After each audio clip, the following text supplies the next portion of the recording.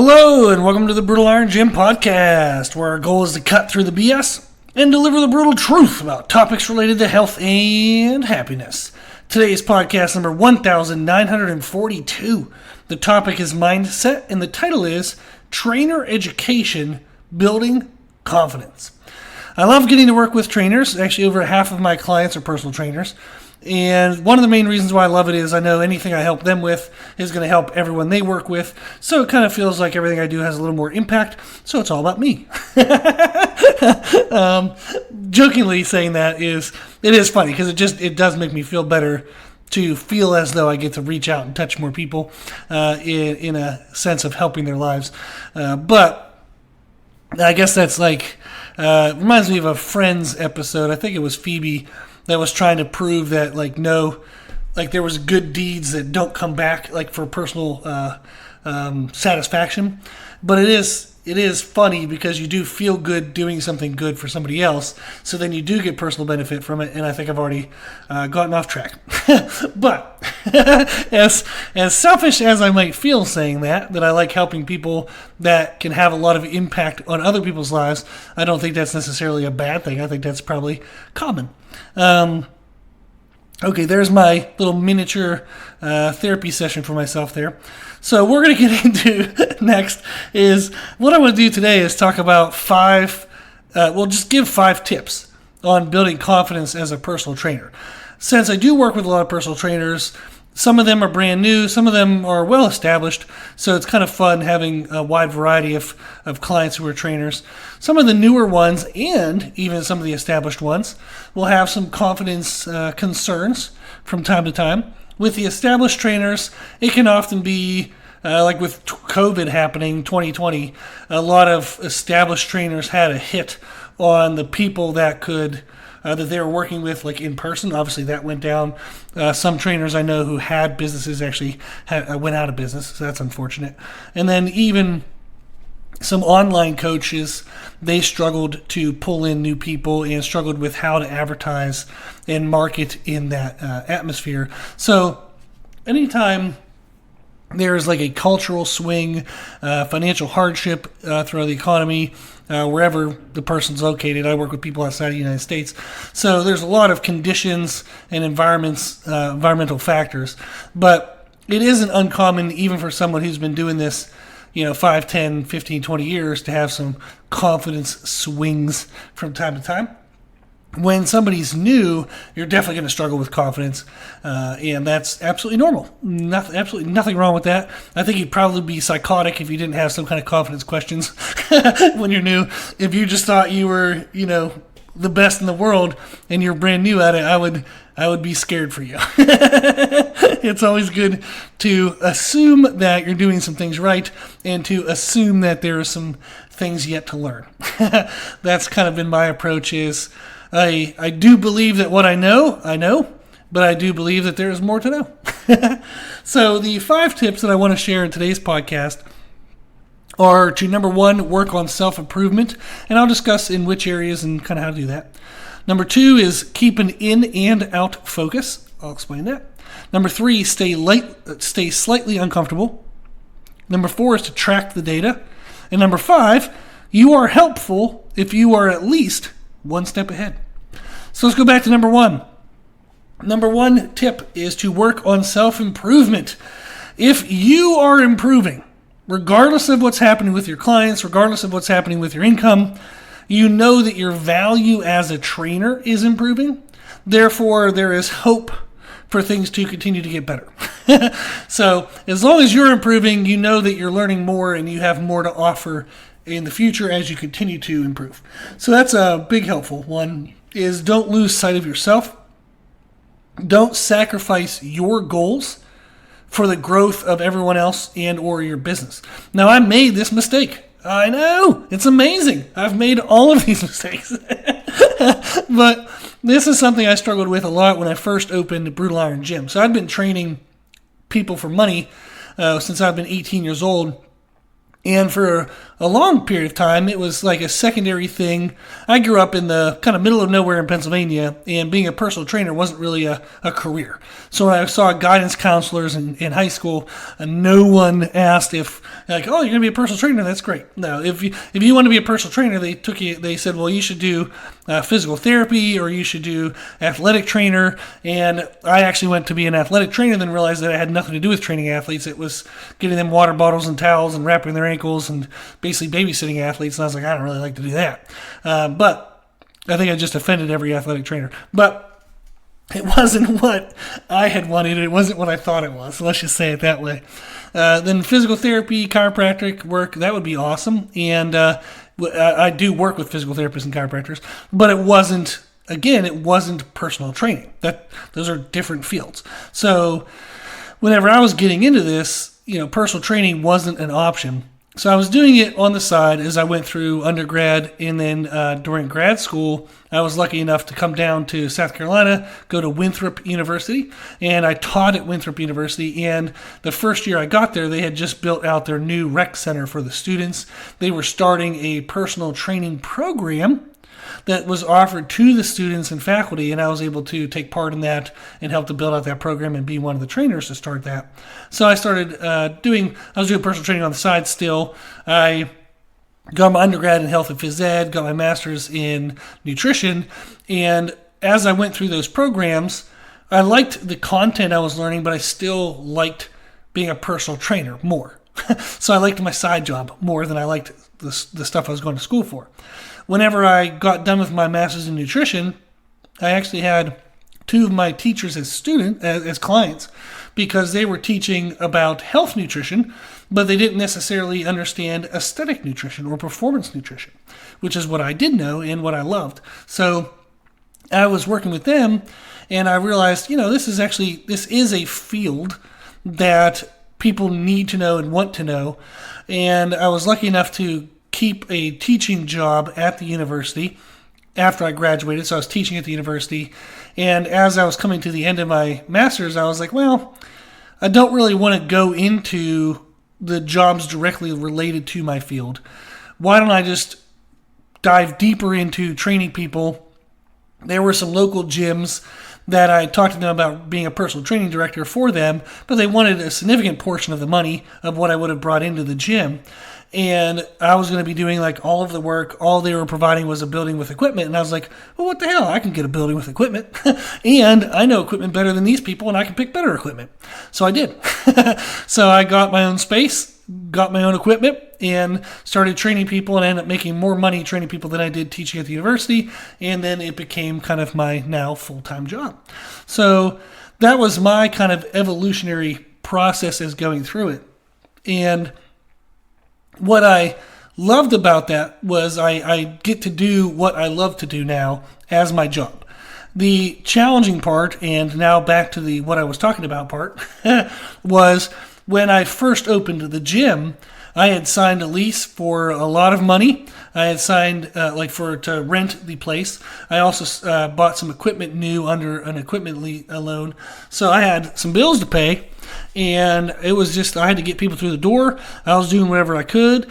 And to me, I was like, okay, I could set aside 2 hours to train myself, or I could train 2 more clients and make more money. So I was training 10 to 12 hours a day, face-to-face, in person. Then outside of those 10 to 12 hours, I had to clean the gym, write everybody's training programs for the days we didn't meet, write their nutrition programs. I had to check and see if they were doing all the nutrition and training correctly. I then had to deal with the finances for the day and other odds and ends. So I still fit in my training when I could. I was still training 3 to 4 times a week, sometimes more. But it was exhausting, absolutely not my best self-care moment. And I did that for quite a few years. And then it just kind of caught up to me. I had really bad plantar fasciitis. I had a lot of sciatic nerve pain just from standing all day and being super duper tight. And I started realizing there's no way in the world I'm going to make it in this business if my body's slowly falling apart. So due to the pain of those injuries and issues, I had to start setting time aside. I am not naturally a morning person at that time. I've learned to be. So I set morning aside because it was easier for me to get up and kind of meander and take care of myself and get awake for the day before I would see somebody face to face. So I started setting time aside for myself, and that's not coincidentally when the business started actually taking off and growing even more. So that is why I do recommend to take care of yourself, because when I got back to taking care of myself, not only did I feel healthier, but my energy, mood, everything I was giving to the clients, there was just more to give. At the moment, I would have passed a lie detector test saying that I was giving everything I could, and I think my clients were all very happy. I had more clients wanting to work with me than I had time to do it, so I had a waiting list. But I noticed when I took care of myself, all of a sudden, I was a little more energetic to do things. So, for example, in our gym, we had battle ropes, but they had to be set up to use. Well, when I was not taking care of myself, I did not take the extra 5 minutes to set that up. I'd find some other exercise to do. When I started taking care of myself and had more energy, all of a sudden I'd get the battle ropes ready ahead of time. I would go do some other things that required more effort or more exertion. It was something to where I could start to tell only after I did it. While I was in the mix of not taking care of myself, I would have said I was doing my best, and I probably was, given what my best was at that time. But once I started taking care of myself, it kind of reignited my excitement, it reignited my passion, my energy, and things started improving and growing, and the business started really taking off. So I really would encourage you to always, always, always, always keep in mind that you are your first client. You are the first person you need to take care of, because if you're not taking care of you, how the hell are you going to take care of everybody else? I tell this to parents all the time. You want to try to help your children, you want to help your spouse, you want to be there for everybody else. But if your health is just fading away and going to nothing, there's not going to be anything of you to help people with. I had a really nice client one time, super wonderful lady. She gave everything she could to family and friends and her church and stuff, but she wasn't taking care of herself. She would have really bad arthritis. She would get sick. There were days she'd have to stay in bed, days she couldn't do certain events at the church. And I'm looking at her and I'm saying, like, lady. Of course, I said her name and I was much nicer in person. But it's like all it needs is if you just take, maybe 30 minutes a day to prep and plan some food for the day. So that way you're not eating once or twice meanderingly, like you're actually eating on purpose. And if you train 2 times a week, maybe even 3 times a week with weights, you don't miss any of those days. You don't miss any of that time. So what she was not wanting to take away, like, I can't go work out on Wednesday. I have this event and that event and this event and that event. Yeah, but if you don't work out on Wednesday, you're going to miss on Thursday. Because now all of a sudden you're tired, something hurts, you can't get out of bed, or you miss a whole week because you have a flu and cold because your immune system was run down, because you weren't eating anything, you weren't hydrating yourself. It's unbelievable and frustrating that people, when we're kind of on the external, when we're looking at other people's lives, we're usually really good at telling them what they're doing wrong. We can tell what everyone else is doing wrong, right? But when we look at our life, we hope we get it all right. But even if we don't, have that crazy confidence and thinking we're perfect, we also are just a little unaware. When we're in it and we're looking at our own life, it sometimes can be hard to see what we're getting right and getting wrong. So what I was trying to get across to her, and what I'd like to get across to you, is from an external point of view, and from seeing this over thousands and thousands of clients, that you have to take care of yourself. If you take care of yourself, whatever little bits of time that you have to protect from others to take care of yourself, you will have more of yourself to give to those others later. So it's a definite good investment. Now, in taking care of yourself, as a trainer, what I would encourage you to work on in regards to self-improvement, learn as much as you can about nutrition. That will be absolutely the limiting factor of anything you know in training. Doesn't matter what you give a client to do in a workout. If they're not eating correctly, nothing will happen. You will not get the outcome of the training that you want. They're not going to get it. They're going to be frustrated, angry, and things are just going to go crashing and burning.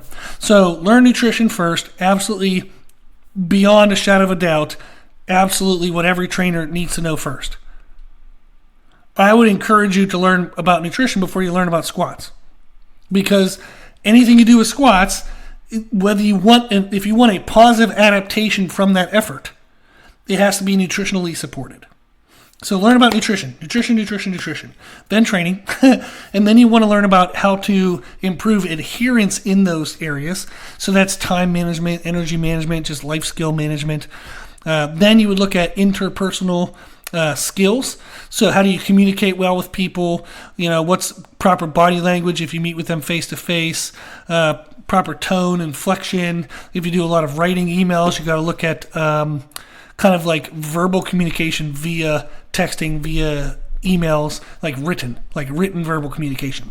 You tend to have to be a lot more positive and excited than you would be in person. Like the journals, all my online clients have a private journal that they can log in and kind of write everything they want to write, and then I give them reviews. I use a lot more exclamation points and a lot more emphatic language than I would use in person. In person, I would seem probably like a psychotic, crazy person, but on paper, you don't want to have any doubts as to what your mood is when you're writing something.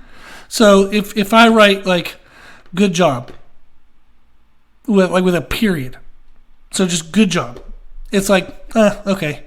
But if I write "good job" with an exclamation mark, they're like, oh, he's excited. Like, great, I did a good job. But if it's "good job" with a period, it's like, nah, you did it. Okay, let's move on. It's not exciting, right? So if you worked all freaking week to get your nutrition right, and all you see is "good job" with a period, you're going to be like, damn. But if you see "good job" with an exclamation mark, or even "great job," or "awesome" in all capital letters, that's going to make you feel more excited. That's going to make you feel more validated in the effort that you put in. So we have to learn communication skills, whether that's in person, whether that's written, however the hell you communicate with people, you learn how to do that better. So then I would suggest you learn about supplements, at least be aware of them, and know kind of current research with common supplements, and then corrective therapies, which another terminology would be rehab, but don't wait till somebody's hurt. Try to help them before they get hurt. But those are key areas. I didn't want to list too many, but that's 6 that I think absolutely every trainer should be spending some amount of time into learning those things. So nutrition, training, adherence, which would be time and energy management and kind of life management, which also includes like stress management. Then interpersonal skills, basically communication stuff, supplements, and corrective therapies. So in order to do this, you want to schedule learning moments. You can actually set aside concrete time per week to do that. So schedule it like you'd schedule a client and say, okay, from this time to this time, I'm going to learn things. I'm not going to train a client. I'm not going to go to a doctor's appointment. I'm not going to run some stupid errands. I'm not going to answer emails. I'm going to actually learn something. You can set the time aside like you would set a time aside for a client, or it can be kind of small habits. So for myself, I watch videos when I eat. So while I'm eating, I'll log in like Lane Norton. He has like What the Fit, which is like these Friday things where he talks about crazy things in current diet culture, nutrition culture. But he also has other videos that are really good about nutrition. They're relatively short. I think they're like 10 minutes or less. That's great stuff. TED Ed, freaking, oh my gosh, what a resource. Golly.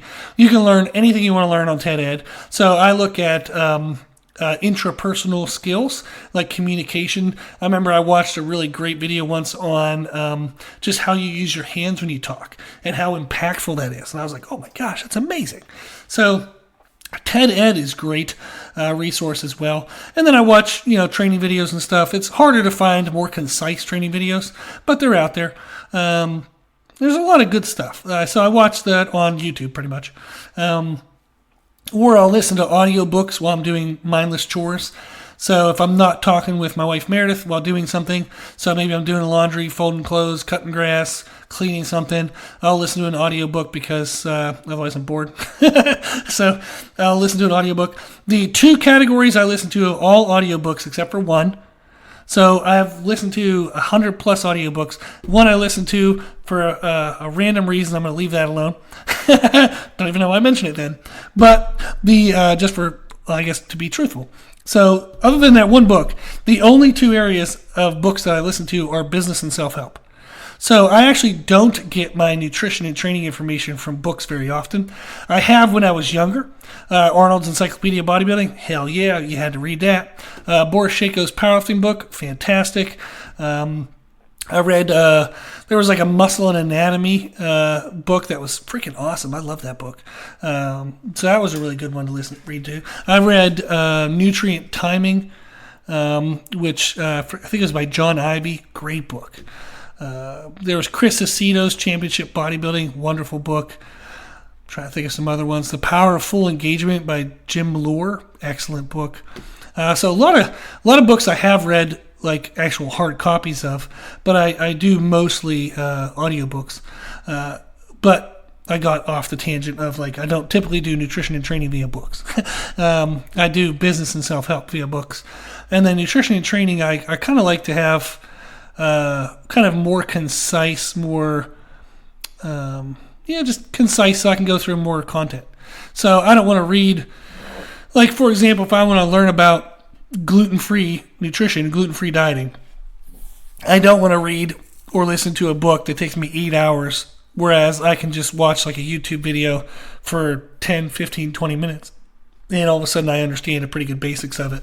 So I would rather consume maybe 10 YouTube videos that adds up to maybe an hour or so, find the common threads, start working on it from there, than to invest several hours into a singular resource, because you always have to compare resources when you're looking at nutrition and training, especially nutrition, is when you take just one single viewpoint and believe that to be the gospel, or this is the way it is, ooh, that's dangerous. So I would definitely encourage you to find as many sources as you can for nutrition. That can be overwhelming, and you do eventually have to kind of pick a viewpoint that you feel makes the most sense, and then just take that and develop that over time, which is what I've done and what I would encourage you to do.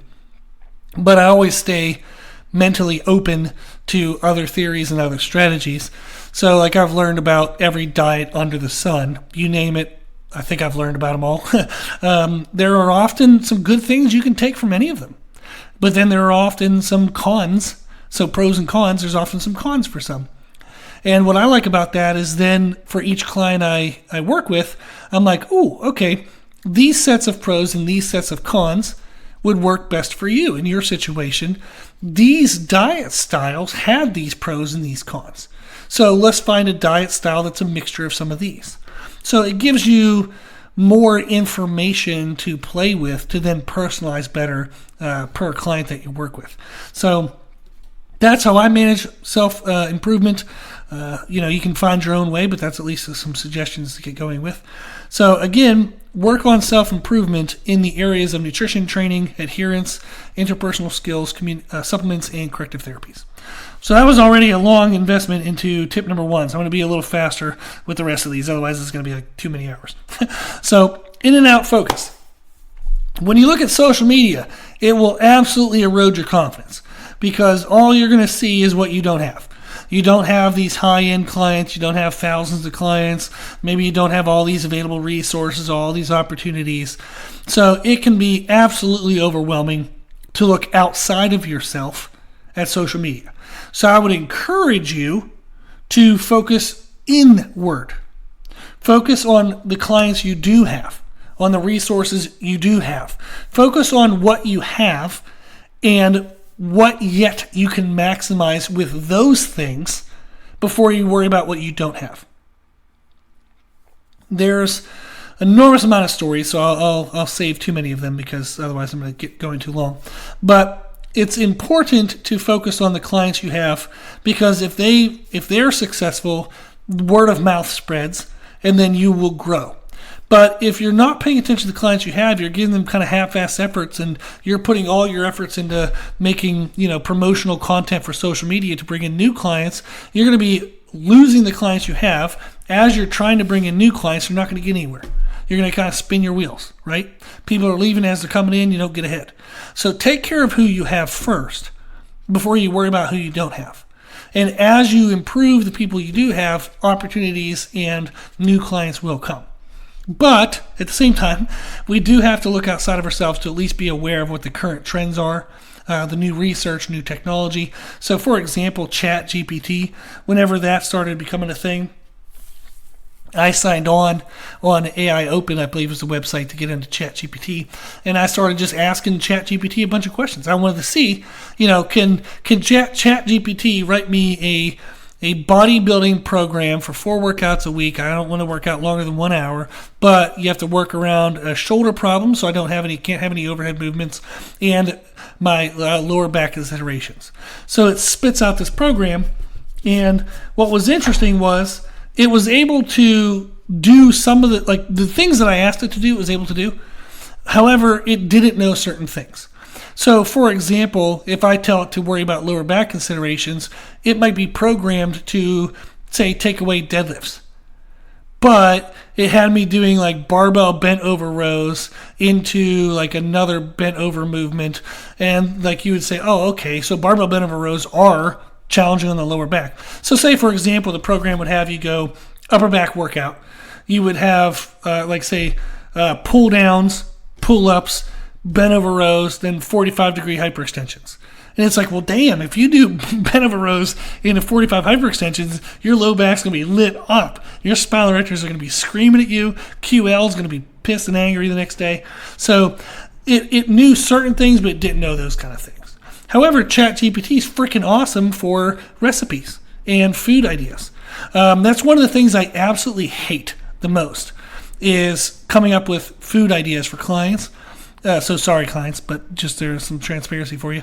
Because no one wants to eat the same damn thing all the time. Very few do, and some do, but they do a great job. But often somebody will tell me, can you write me some options for breakfast? I'll write them options. 4 days in, they're like, well, I don't really like these. Can you write me another one? I'm like, no. I'm not writing any more of these damn things. So here's the calories you need to aim for. Here's the grams of protein. Here are some common protein foods. Here are some common carb foods and fats foods.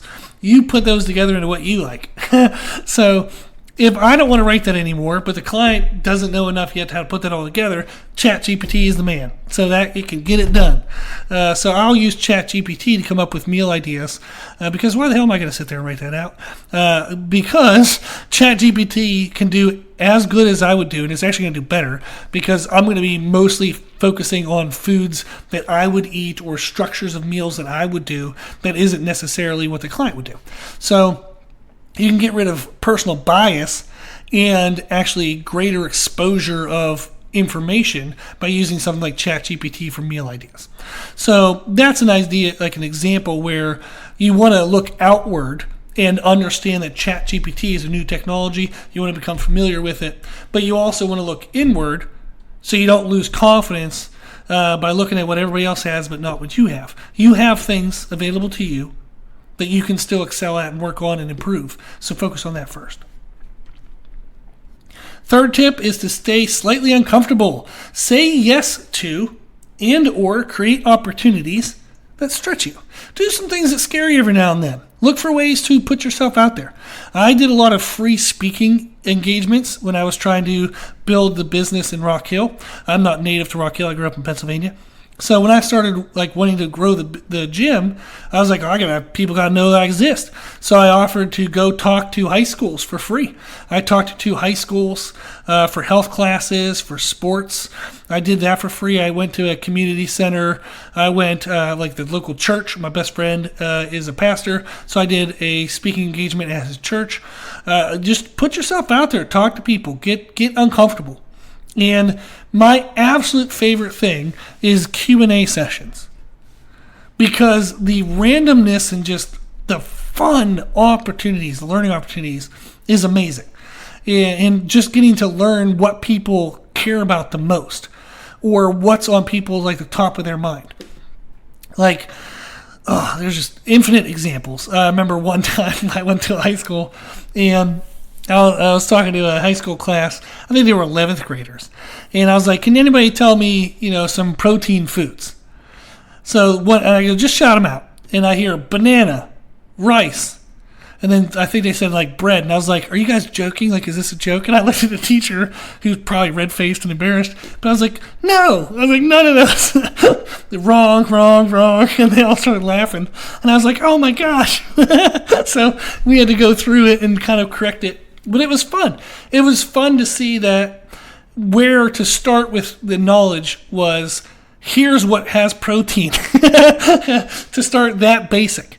Whereas when I went to another place, the first Q&A question I got asked was, does alcohol impair muscle growth? And I'm like, whoa, this is fun. So I was like, yeah, it does. So we started talking about the science of that. And it happened to be at a drug and rehab clinic. So it was awesome. I love that stuff. Love those opportunities. So I would encourage you to do speaking opportunities. Look for new clients. Offer discounted training services for new client areas or categories. So if you want to get into training powerlifters, say, hey, I'm going to offer anybody the first month at a 50% discount if you want to learn how to powerlift. And then you're going to train them and you're going to figure it out. So put yourself out there, try new things, experiment a little bit. Go to clinics. If you have any kind of seminars or clinics near you, go to them. I've gone to a bajillion. I remember one time I through a friend of a friend, I got my way into a strength and conditioning coaching, high school coaching clinic because Westside Barbell was hosting it. And although I am not a high school strength and conditioning coach, no one really checked. So I was able to sneak in and get myself in there. So it was really cool. I got to learn a lot of stuff, got to look at their equipment because they were trying to sell equipment, which is why they were offering the free seminar. But it's tons of free stuff, tons of just great information. So put yourself out there.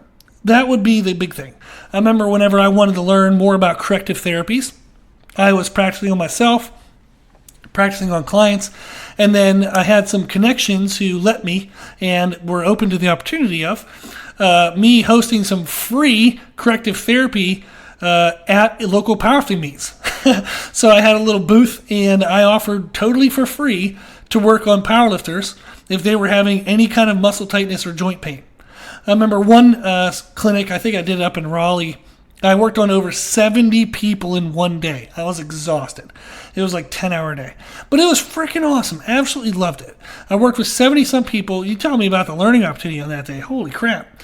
I did a couple other ones, and it was just amazing to get to help people, get to learn, get to just expose myself to new opportunities, new information, and that really helped a lot. So stay slightly uncomfortable. Tip number 4, track the data for yourself and your clients. Track various metrics so you can learn what's actually working and not working, and why is it not working so that way you can correct it.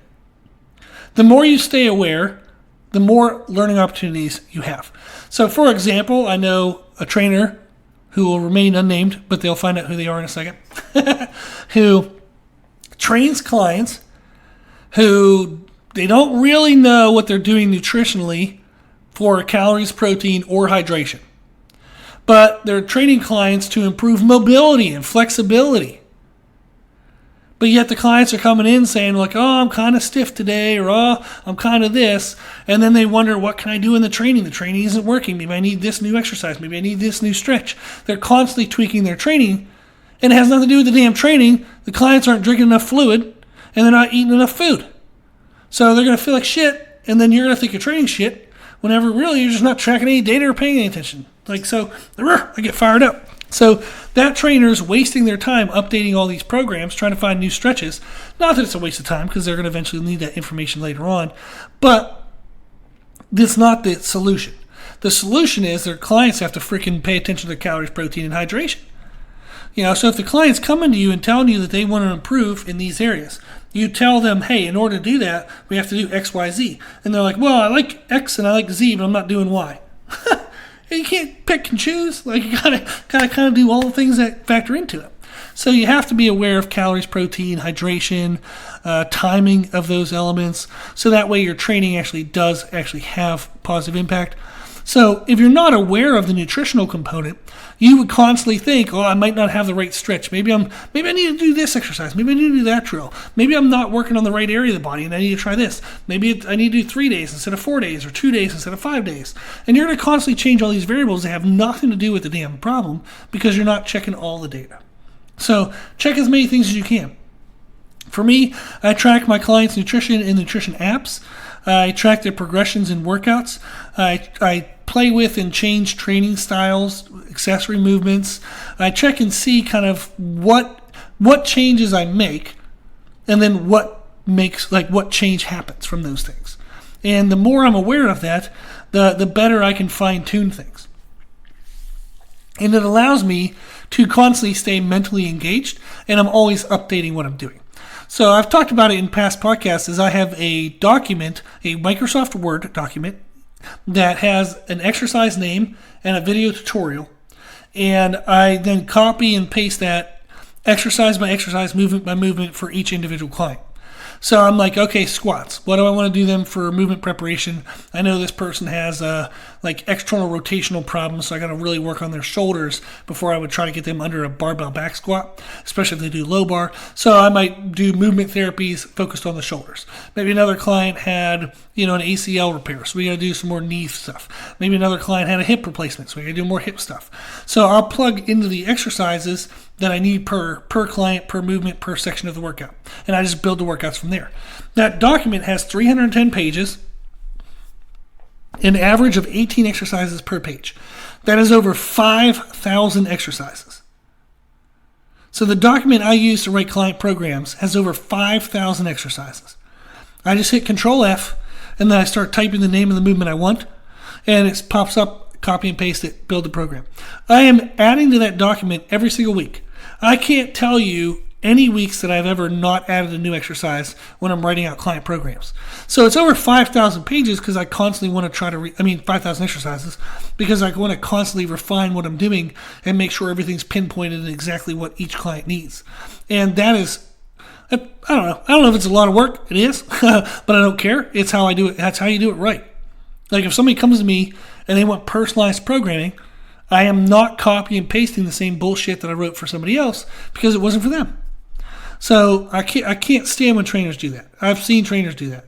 They'll charge personalized programming costs, but they copy and paste the same program for every client they work with, and it's frustrating as hell. But just because they do it doesn't mean I'm going to do it. I'm going to do it the right way.